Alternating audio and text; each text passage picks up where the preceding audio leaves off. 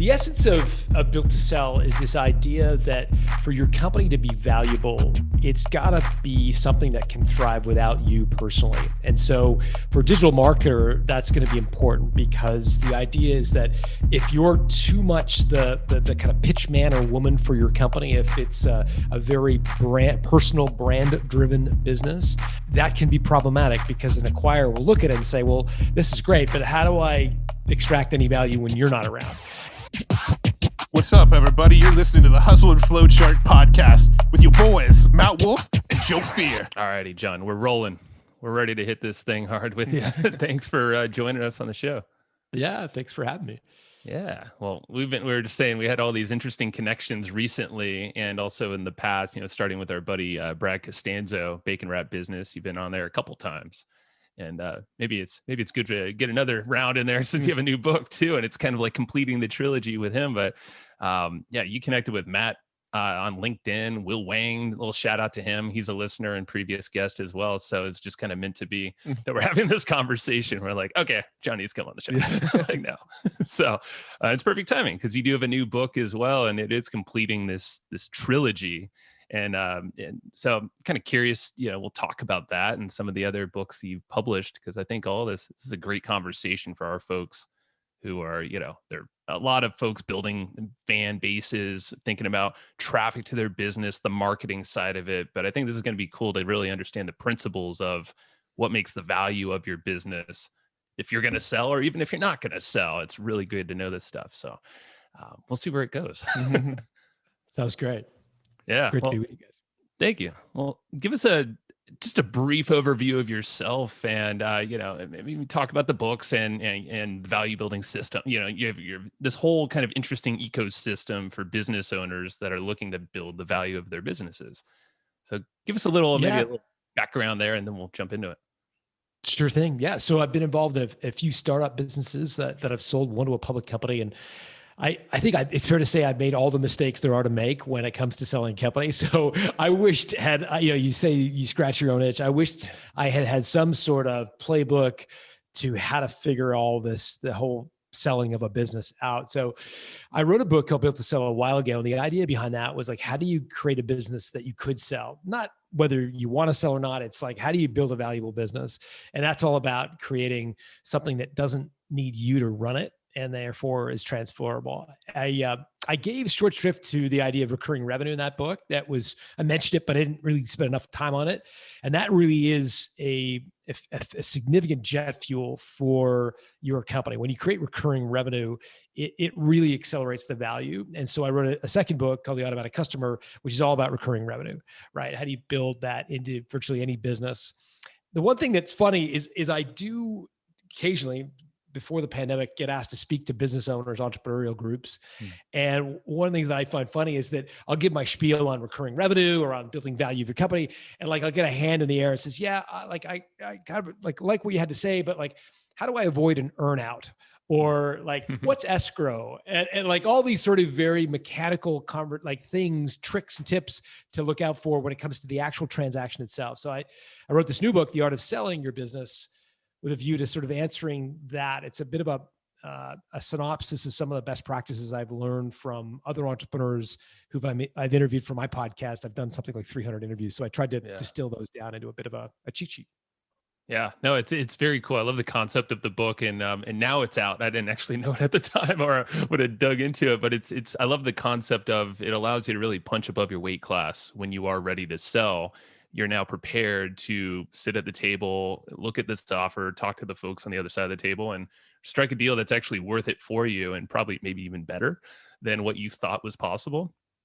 So let's definitely land on that. I think talking about the Built to Sell, I know there's a lot of folks that have probably read Built to Sell. I think it was 2011, right? When that came out, or that's right. Thereabouts.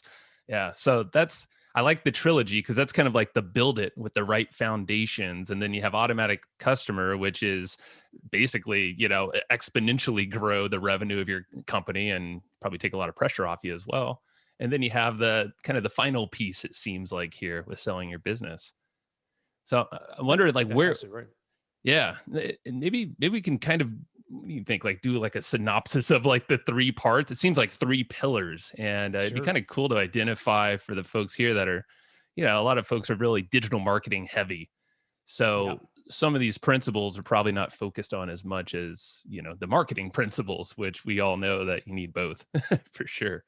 Yeah, I mean, the essence of built to sell is this idea that for your company to be valuable, it's got to be something that can thrive without you personally. And so for a digital marketer, that's going to be important, because the idea is that if you're too much the kind of pitch man or woman for your company, if it's a very personal brand driven business, that can be problematic, because an acquirer will look at it and say, well, this is great, but how do I extract any value when you're not around?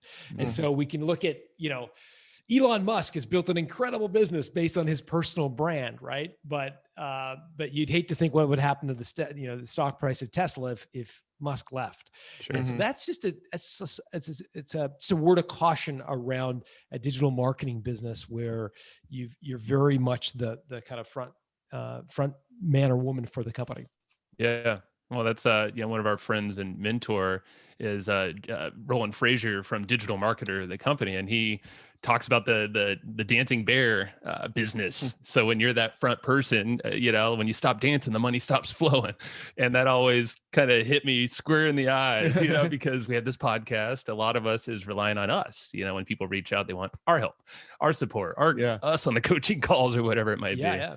So that's definitely been on our mind. Yeah, I think that's a good place to start right here, because I do think that's a lot of the audience listening in. It's those digital marketers who have put a lot of focus into personal brand, the coaches, authors, consultants, people like that, where they're buying them, it seems like, right? And we feel like we've pigeonholed our business a little bit in that way. We're doing some things to break out of it, but with this podcast, with our coaching that we've done, with our online courses, we sort of have this feeling that they expect to get us when they buy it, right? And if we replaced us on this podcast, or replaced us inside of our membership, then we'd lose people, or it'd be harder to sell. So maybe that's a good place to start. Like what sort of advice would you give people in that sort of situation? Yeah, it's a tricky situation, because if you think about things from an acquirer's point of view, they're going to look at a business like that and say, okay, when Matt and Joe leave, what's left to monetize? And so your list is going to be important, but if it only works when you endorse the list, or if you actually write the email or the post or whatever, then again, it's going to be of limited value. So what I would structure, or what I would suggest, is that focus on branding products in your overall business. So there's this concept of service providers, coaches, consultants, et cetera, productizing. And it's the process of making your service look like a thing, like a product. So naming it, setting up a set of steps or features of it, trademarking it, and ideally making it run as its own entity on an automatic or recurring revenue cycle. So that's going to productize. I was thinking about it with this whole COVID thing. Johnson & Johnson is coming out with a COVID vaccine. Johnson & Johnson, the actual names are two individuals, like they're brothers, right? From 200 years ago. Yet they built an incredible company on the back of brands we all know and love. Band-Aid is a Johnson & Johnson product, as an example. So I think you can start to migrate the personal equity you have in your brand to equity in your company if you name the company, if you name the products separate from you. And it goes so far as to making sure that you don't even introduce yourself in a generic term. So what oftentimes service providers do, or they'll say, look, I'm a business coach, or, I'm an SEO consultant. And the moment you lump yourself into that bucket, you are inviting competition, right? Because you're saying, oh, you're an SEO consultant. Great. There's a guy on Upwork I can get for $20 an hour. Why should I pay you 100? That's a problem. So what you want to do is brand your product. We've got the 5-step SEO solution, and that's a thing that we can run you through. And ideally, you can get other people to actually run customers through that 5-step system. And that's when you've got the best of both worlds, kind of the productized, but also someone else doing the work. Yeah, so it's kind of its own entity. You're building these assets that can stand alone, but you're influencing them, putting your endorsement. You're probably running them, but nothing's to say that that framework that you trademark and you put out there can be, maybe delivered by another coach or some system that automatically does that for you. That you can, have a subscription business on the back of. Um, how about the case of like Tesla? Because you actually brought up Elon earlier, and that's an Yeah. interesting one. So, what would you say to a company like that, who's behemoth, and then you have this brilliant wild man at the helm? Yeah, look, I'm in no way in a position to comment on Elon Musk. That guy For is sure, I know. that guy is a legend, and just built an amazing business. But it is dependent on him. What he's done a nice job of, though, and you've got to give him credit, is he's built incredible brands, right? So he has done this. He certainly has a following. He's got whatever number of million followers on social, but he has put his brands, his companies in first place, so to speak. So you definitely get the sense that Tesla is its own entity, that while he's at the helm, it's a separate company. It's very different to SpaceX, which is, again, a separate company run by a separate CEO. So having infrastructure in place, brands, people other than yourself who are front and center. So if it's always you on the email string or the video, et cetera, that can be a problem. So bringing in a team around you that can be also a front person for your company, I think is important. Those are all sort of strategies I think he's using to slowly separate himself personally from the company. Yeah, I could see that. And these are all, solid principles kind of on the building phase if we're thinking of these three pillars again, because this is, for digital marketers and just entrepreneurs, I feel like a lot of us will just take on a personal, I could solve this thing. Hey, I got a business now. I just got some money, and then it starts to kind of take off after referrals or whatever you do to do the marketing. And then that's where a lot of folks find themselves to this podcast or find themselves. And I think this is a good foundational thing to think about. Yeah, and maybe it's an evolution, I would say, over the next coming years as you're starting to realize, oh, there's more to this than just me. There's only so many clients I could take on. And I know the parable in Built to Sell was around an agency, and you became, you can actually productize an agency. And then, automatic customer, it seems like that's more the subscription level of things. So yeah, that's where I think the real accelerant happens, as we talked about, because a lot of digital marketers will think about like a click funnel, and they'll think about, okay, we're going to do a product launch, and we're going to get a certain number of people to buy the free thing, and then we're going to get a low price thing, and then we're going to get people to buy the expensive thing, and they're thinking very much, and I had a 6-figure launch or a 7-figure launch, and they sort of brag about that, right? Sure. And that's sort of something that they're excited about. Again, I think there's a very different way of running a company, because when you think about those businesses that are very kind of transactional, I'll call it, whereas there's an event, there's a launch, it's very much like a real estate agent or even a professional speaker, who, when you actually talk to them, they can feel quite burnt out, because it's like that adrenaline rush of always getting a hit of adrenaline when you hit the next product launch, that you sell the next house, you get the next speech. It can be very addictive, but also very empty. It can make you feel very empty, like you're just running on a hamster wheel.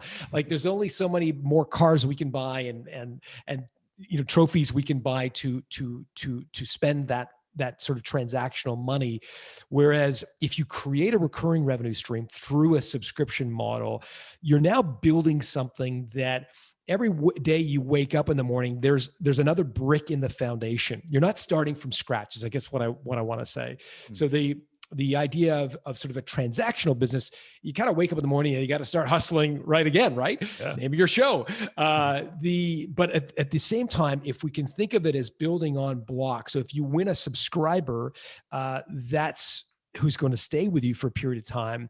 That's a block that you can then build on top of, and you start to build something that does run eventually without you. I was doing a talk. This is pre-pandemic. I was doing a talk for a bunch of entrepreneurs, and I was saying like, what's everybody want to do with their business? How many want to sell? How many want to pass the business to their kids?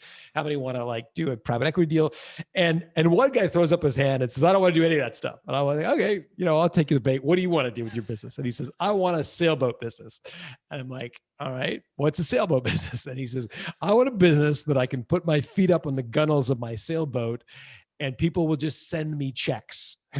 And I thought, yeah, okay, that's like that sounds good. I'll take one of those. But he was describing in a very sort of like fun-loving way the essence of a subscription business, right? Where there's that you're not having to kind of create a new you every day. Yeah. So I have a question about the subscription business, because you might be able to help us sort of handle an ongoing debate we've been having with some other people. So we have a friend, and I'm not going to mention any names. He listens to the podcast, so he's going to hear this episode. But he has a software business that he sells at a one-time price, right? It's just you pay once and then you never have to pay again on the software. And the question always comes up to him of, why don't you sell this as a recurring thing? People would continue to pay for this software month after month. It's a pretty critical software in people's businesses, so they would keep using it. Why not make it recurring?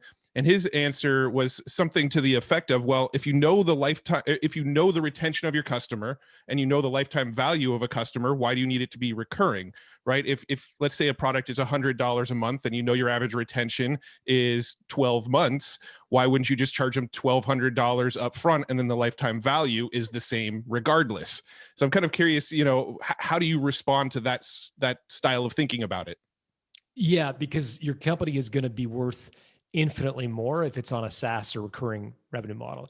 Even though you might be getting the same in terms of lifetime value as a one-time payment, like a lifetime membership versus an ongoing kind of monthly membership, you're going to get a much bigger multiple for your company if you structure it as a SaaS business, because usually a well-run SaaS business can lengthen the lifetime value of a customer because you're always interacting with that customer. The problem with doing it as a one-time thing is you get the big check and you forget about the customer.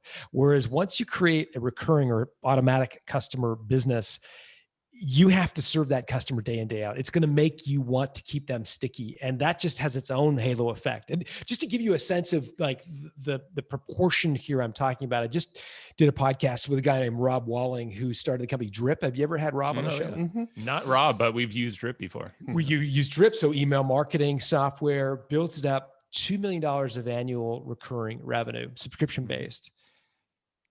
Couple $1 million business in a transactional business space. Maybe you get one times revenue for it. Maybe a little bit of a premium on that in a traditional world.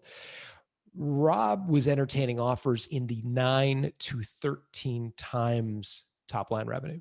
Wow. Like stratospherically different than what would be considered for transaction model. Now, that's not to say every recurring revenue model gets multiples like that. They are not the case. Rob had a very, very unique business, had very low churn rates, growing very, very quickly, which are the two kind of elements that people look at valuing a subscription business.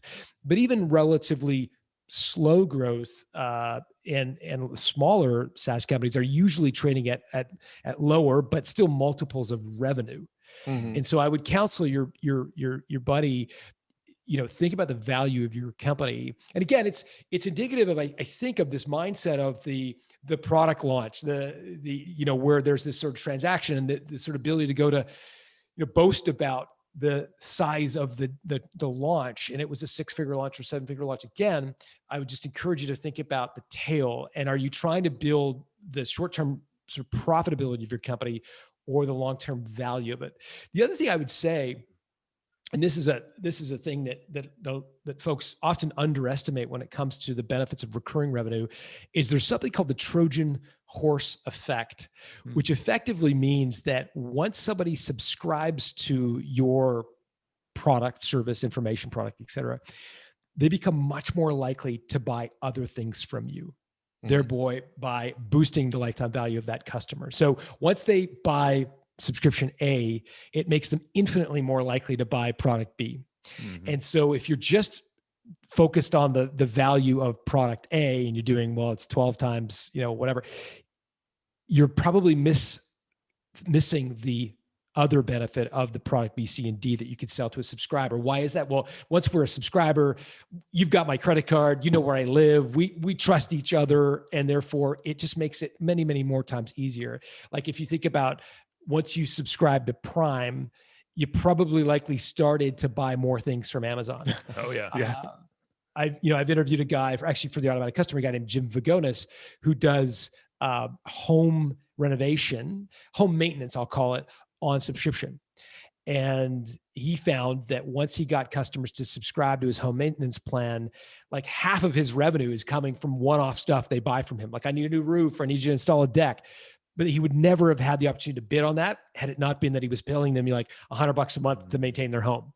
So he's in the conversation. He's always in the mind. Yeah, exactly. Yeah. He's got that trust, that relationship, that billing relationship, permission to communicate, opt in, et cetera, et cetera, et cetera. It just makes it infinitely easier to sell product B, C, and D. I like that. What's your thought on low level recurring with because to this Trojan horse concept, it seems like every business can have some variety of a Prime type membership. I mean, in our forum, we have a newsletter business where there's an online component, but we actually send out a physical 40-page thing every month. It's actually based off the content here in the show. So, and we charge $15 a month, but now that's a new pond that we know there's a bunch of buyers in there. They trust us. They are super fans, more or less. And we monetize with affiliate marketing primarily and other rev share type deals, equity deals too.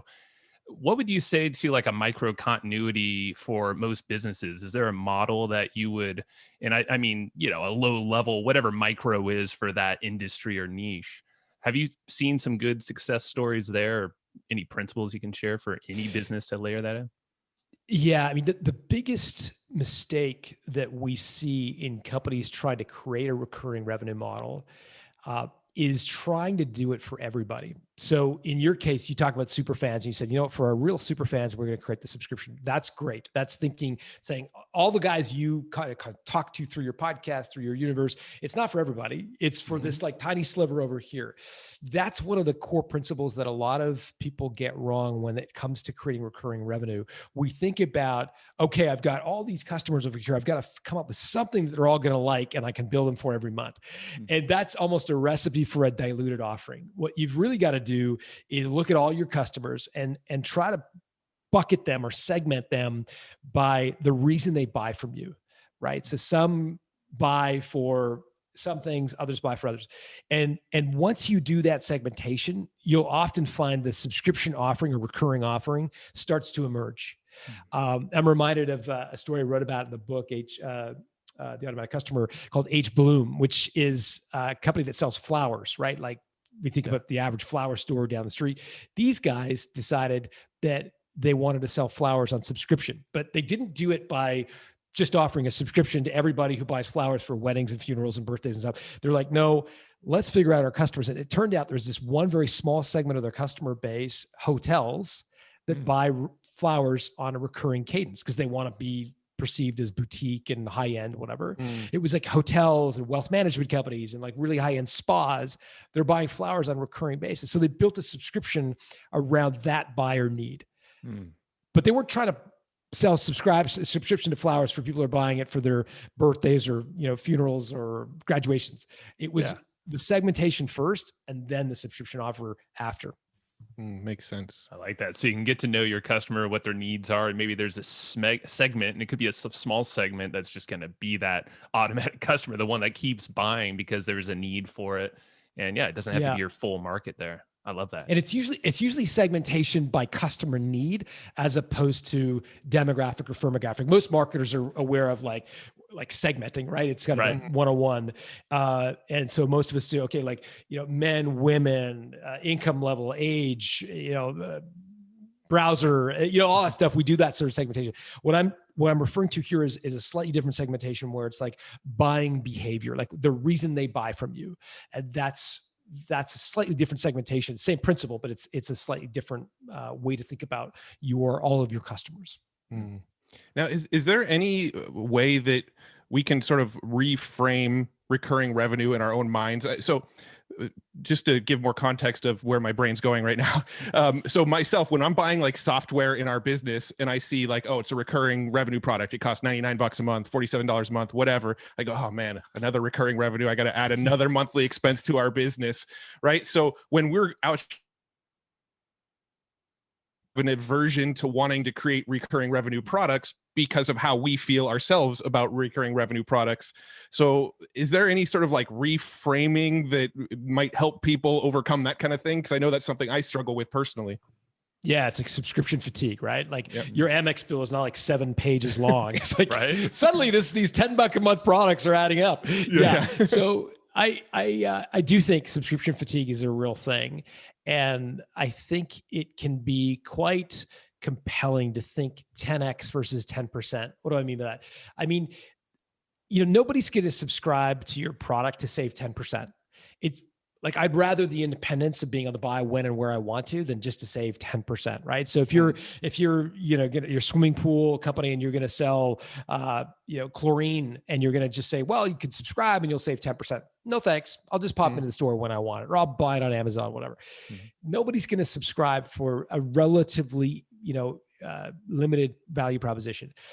I like to think in terms of 10x, meaning making your subscription literally 10 times more value than a transactional business model. Now, that's a challenge. It can be really difficult to build that level of value into your subscription. But I would argue that Netflix has done that, right? So if we think about Netflix and we think about the old school, like $200 a month for cable, or like even I'm old enough to remember like going to Blockbuster and getting DVDs, if you can believe it, right? So that's like, if you think about it, one movie would have cost you $5 back then to rent, right? Mm-hmm. So here's Netflix with tens of thousands of titles. That's what I mean by 10x. So that can be a real head scratcher, especially if you're taking your product and you're saying, well, usually people buy this for $1,000. So I'm just going to break it up into 12 payments of $100 as an example, or $80. That's probably not going to work if the customer thinks in terms of what it costs them to buy it on a transactional level. What you're really wanting to do is bundle in so much value that you literally could make a case that it's 10 times better to subscribe than just buy on a one-off basis. Now, some people are hearing that and saying, okay, but that sounds expensive. Remember Rob Walling, right? Builds a business, trades at a multiple, like a high multiple of revenue. So yeah, it maybe will be more expensive, but it will add enormous value to your company, much more than just another transaction. That's a good reframe because that's I see a lot of pricing models, in the marketing space, but of course across the board that really lean in on that discount. Even if it's an upgrade to an annual, like, do you have any, like you have a monthly option and an annual option, would that kind of apply there? Because usually that's only based off of a 10% savings. Like, I'm sure the same thing would apply there, something similar. Yeah. So look, in an annual versus a monthly billing, usually save 15, 20% on an annual billing plan. With a business to consumer offering, oftentimes churn rates are higher than 100% a year. So again, I don't want you guys to reveal your churn rate, but something like a newsletter, or if you've got a travel newsletter, for example, the churn rates on that are generally through the roof, right? Because a business to consumer, your threshold for churn, subscription fatigue is much higher, right? So, I was kind of interested in taking a trip to Italy. I'm going to subscribe to this newsletter for $10 a month on Italy. 6 or 7 months go by and you're like, you know what? I don't need this anymore. And you churn. So business to consumer models have much higher churn rates. In often cases, higher than 10% a month or more than 100% a year, in which case the annual billing option is great because you guarantee yourself effectively 12 months of subscription, which increases your lifetime value. In a business to business transaction, where you are selling something that the business uses to make money, churn rates generally are much lower. And there, what you're trying to do is minimize churn. And here again, annual billing can help. Why? Because when you get someone to write a check for $1,000, $5,000, $10,000 in a business to business context, it makes them kind of perk up a little bit, sit on the edge of their chair and go, okay, I'm going to spend $1,000 on this, whatever solution. I need to learn it. I need to understand it, and I need to bed in, which makes them more likely to onboard start using it. And that's the secret to getting them to actually recur or become a longtime subscriber, is betting in. If they're only paying you in a business to business context, $99 a month, $200 a month, a few months could go by and I may not use it. And if that happens, they're gone.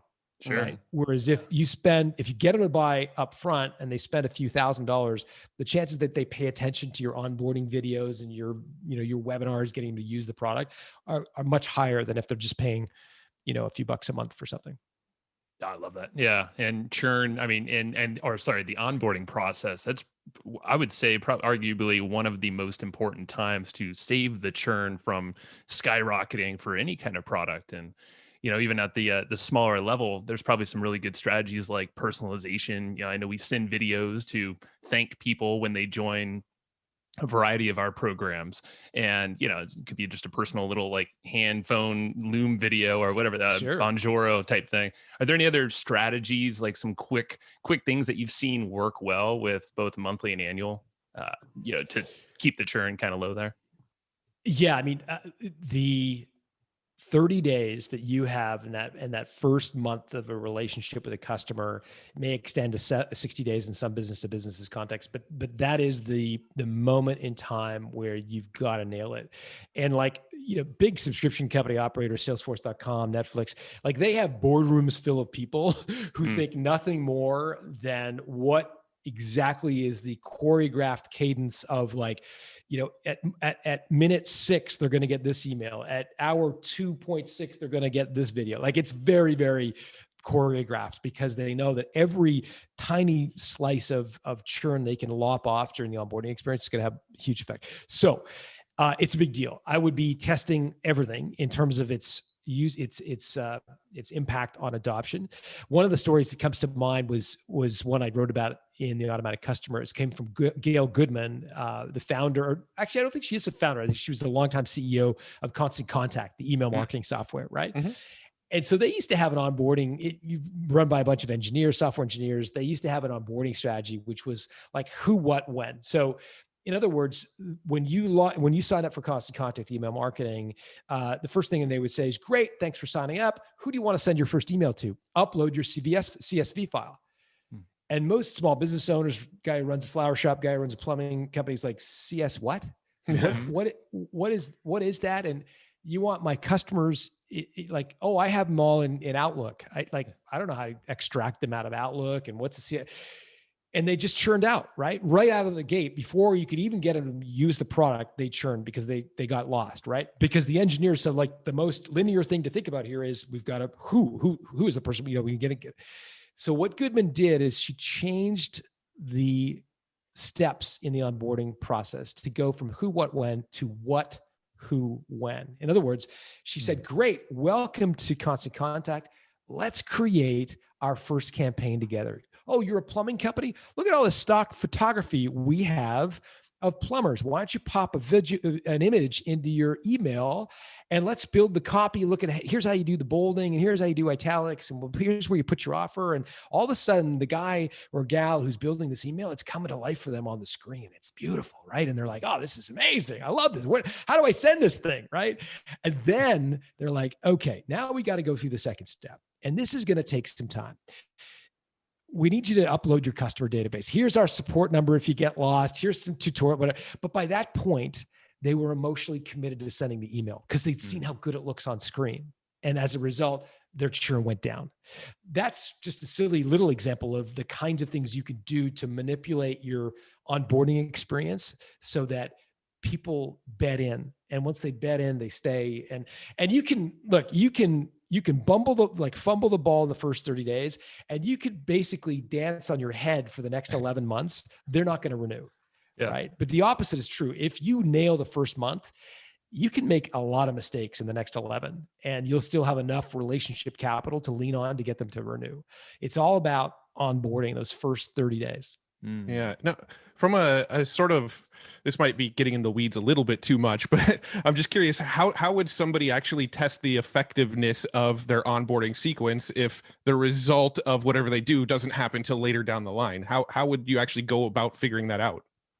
Yeah, your leading indicator in a SaaS company tends to be usage. as opposed to churn. So churn is generally a rearview mirror indicator. So you kind of find out about churn too late. And that's one of the most frustrating things about running a recurring business model is you make these changes and you're like, okay, well, that's going to help like in 4 years. You know what I mean? Like that little tweak we made. So instead, what you want to do is cohort your customers, right? And so you say, okay, this cohort of customers, the customers that are starting, this week or this month are going to get this onboarding experience. And then let's compare them on an apples to apples basis, just like an A/B test you would in marketing. You're going to compare them.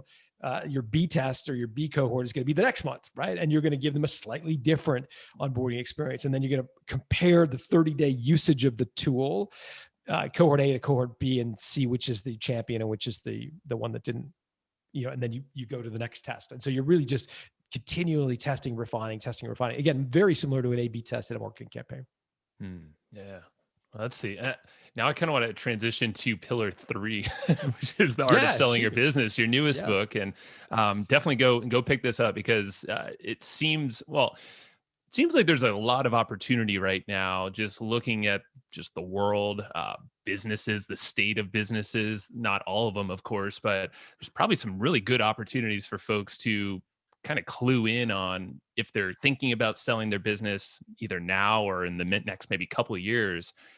So I'm curious of some trends. Maybe we start there and some things and opportunities that people have right now and in kind of the current state that we're in. Yeah. So a couple of things come to mind. Number one, we've just done some analysis on the users of our software Value Builder. We have entrepreneurs go through, they complete a questionnaire as when they start with us.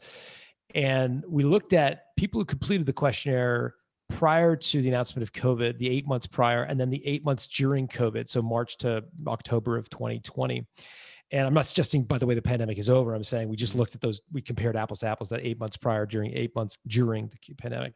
Two things came really bubbling to the surface. The first is that business owners have moved up their sell-by date by 20%.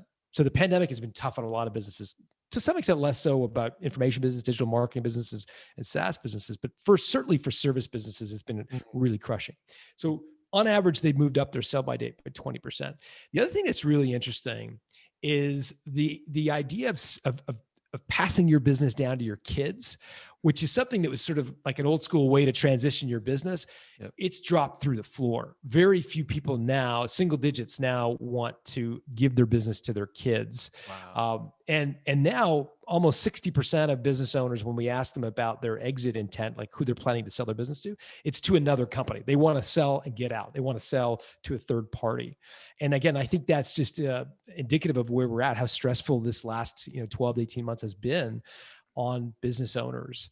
The other thing I would say as it relates to trends, and this is good news, I think, for all of your listeners, in particular those with, again, a digital marketing product, a SaaS company, is that private equity has really boomed in this pandemic. And it's not really anything related to the health crisis. It's more related to the interest rates the health crisis has created. Right now, we're at emergency level interest rates, right? And private equity groups, they are fueled by low interest rates, right? It allows them to buy companies and buy them for much more than they would under traditional interest rate environments. So even though the pandemic has been tough on a lot of companies, the low interest rates is making a very attractive ROI for private equity groups. And a lot of the folks that I think listen to your podcast would be the most likely natural acquirer for their companies would probably be a private equity group doing some sort of roll up in their space.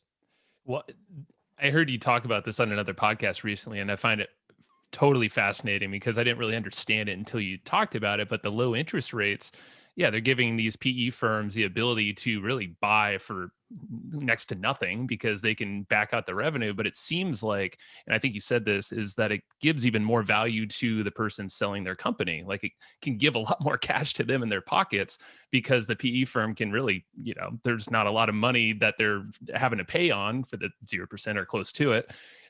So maybe talk a little bit about that and explain kind of like the deeper details of this interest rate and how it actually benefits the business owner as well when they're selling to one of them.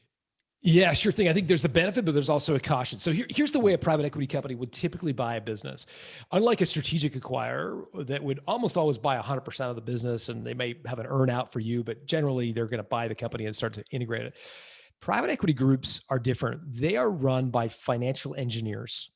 A financial engineer has money, oftentimes raised through outside capital, outside investors, and they are looking to buy low and sell high. So they're looking to buy your company, professionalize it, perhaps bring in some new theories and new management techniques to make it run better, oftentimes stitch it together with other companies in your industry, and then go sell the rolled up combined entity for a much higher multiple down the road. Right. So they don't have management in place. And as a result, they don't generally buy 100% of your company. They'll generally buy 60%, 70%. What do you do with the other 30%? Well, you roll that into a new entity that the private equity company controls, that they ask you to run.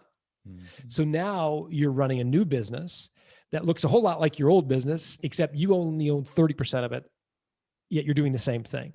That could be great. Great way to diversify your wealth, by the way, because you're able to put that money that they paid you for a portion of your business up front. The challenge is that the private equity company is borrowing money to buy your business. And so your business, this new entity that you're now the general manager of, needs to pay back that money. And so if they borrowed too much money, levered it up too high, it can be very difficult for them to pay back. And I talked to Ryan Moran about this. He was a guy I interviewed for my podcast recently. And I said, tell me about your sale. And he said, I sold 60, I left 40 and I rolled 40. The PE firm just jacked up with tons of leverage, the new entity, and it became untenable. We couldn't pay back the loan the private equity group took, and they ran it into bankruptcy. Mm-hmm. And so Ryan, this was a $20 million business. He put 14 in his jeans, but it was 6 that he left on the table. Yeah. That went to 0 because they were using too much leverage. So I don't mean to make private equity out to be a bad type of sale. It's a very good type in some cases. It just comes with some caveats and some things you want to be thoughtful about as it relates to negotiating with a PE firm. Yeah. Now, with this information in mind and knowing that there's probably a window of opportunity on these lower interest rates, should companies be looking to kind of like fast track the sale of their business if it's on their mind? Let's say it was on their roadmap 2 years out, let's sell this business. Should they be thinking about speeding up the time to exit because of what's going on in the world right now?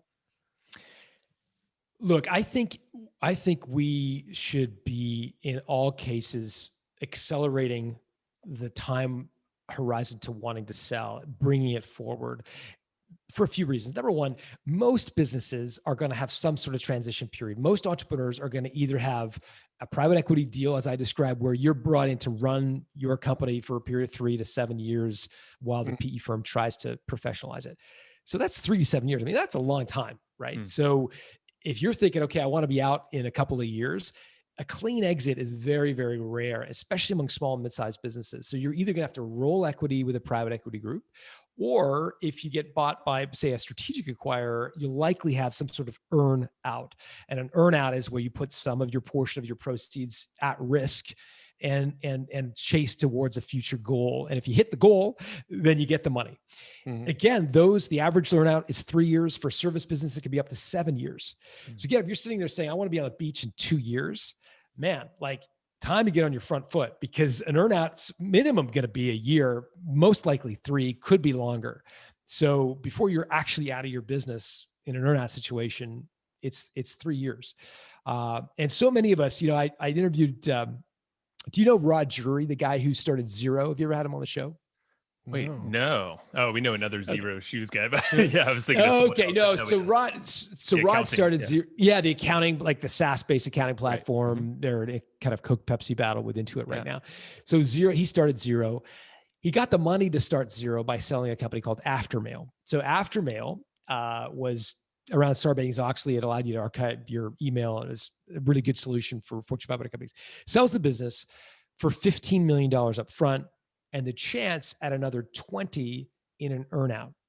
So there's a lot of money at stake for Rod. Right. So what does Rod do when, as a young guy, he gets handed a check for $15 million?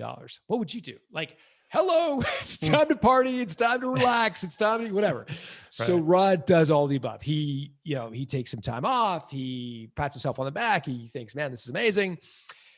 The problem is that all the time that's ticking by after he clears that $15 million check is making it harder and harder and harder for him to hit his earnout, because earnouts are usually triggered by gates along the way. You've got to hit a certain gate, which unlocks a new budget to hit the next gate, which unlocks a new budget. And you miss the first gate. It's like ski racing. It's very hard to recover and hit the second gate.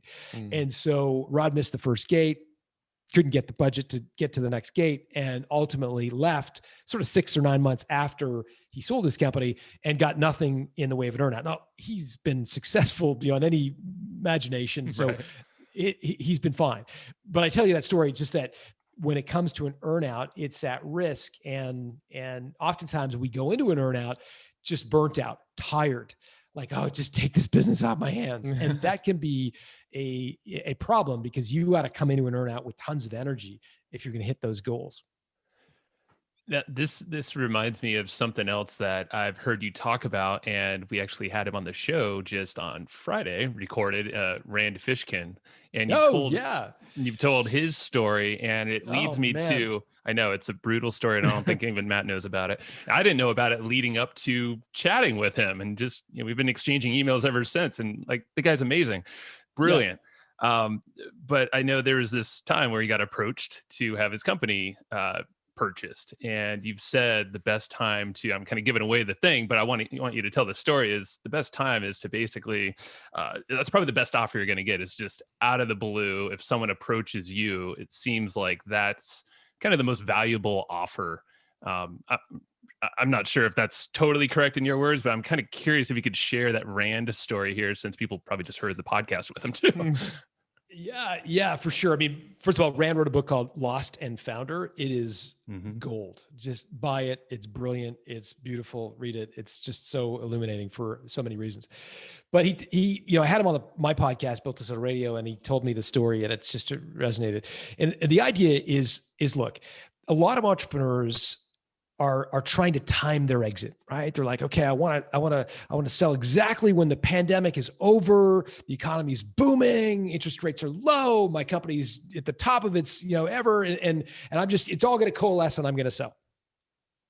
Nobody's that good, by the way, to predict when all that stuff's going to happen.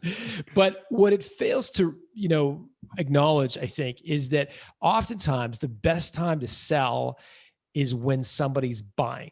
In other words, if you get an unsolicited offer from a legitimate buyer, you're in the driver's seat, and that is a luxurious position to be in. You get to, at that point, you can choose to play hardball, you can choose to engage, but either way, they're coming to you. The opposite is where you're going hat in hand to them, saying, oh, would you acquire me? And it's a much different story. And so look, when you get an offer, as Rand did, it's important to pay attention. So the story is that Rand built a company called SEO Moz, SEO software, built it up to about $5 million in top line revenue, ARR. So it's a SaaS company. And he's been told that SaaS companies usually trade on multiple revenue, maybe as much as 4 times revenue. So Rand's like, I'm at 5 right now, but I think we're going to get to 10 next year.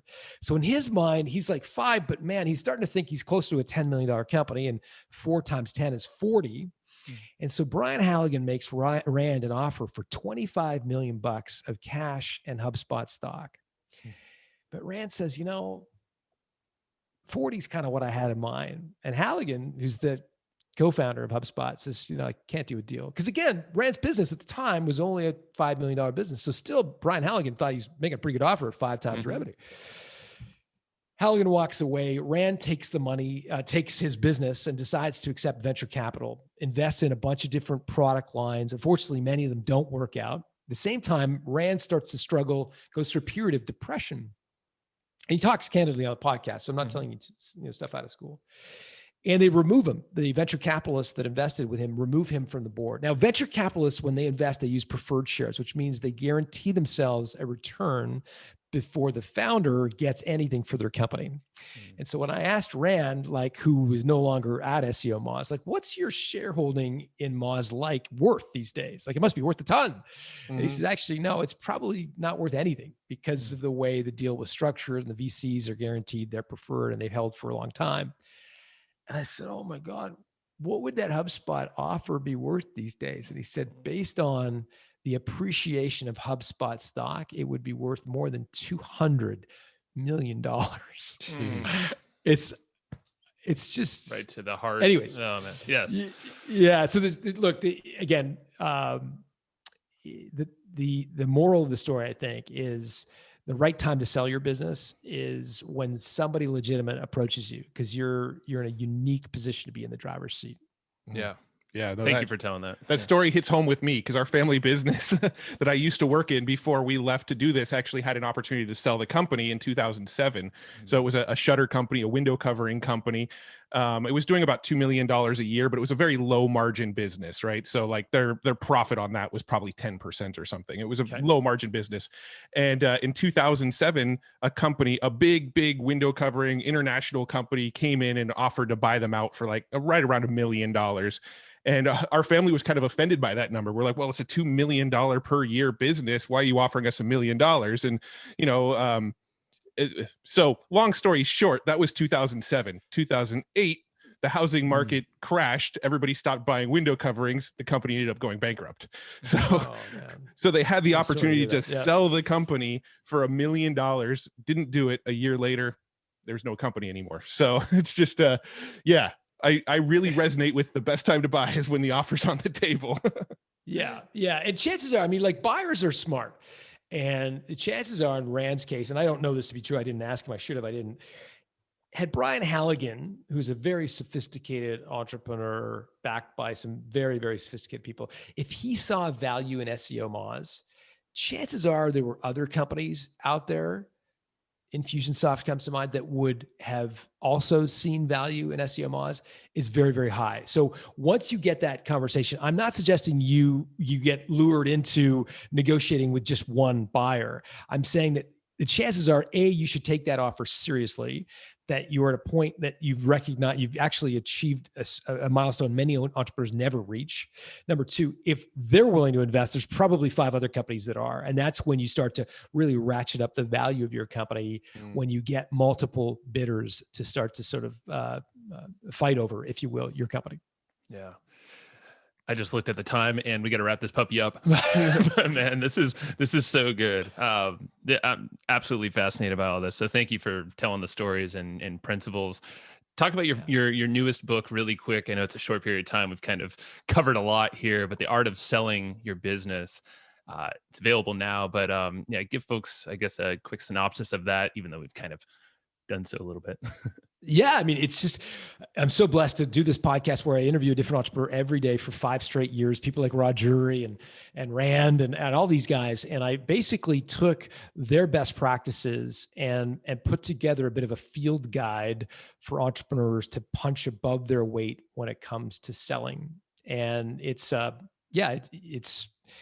available anywhere you buy books. And I think if folks want to check out what we do, it's just builttosell.com.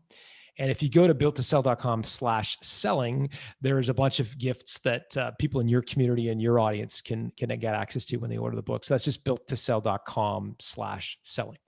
Awesome. And we'll link that up in the show notes. So everybody listening, go to this episode's notes and you'll find any links mentioned. John, thank you very much for your time, my man. And this is going to be a ride, so we'll probably stay in contact when we have some new questions around this. It's been fascinating. So have a great one. Thank you. Thanks, guys.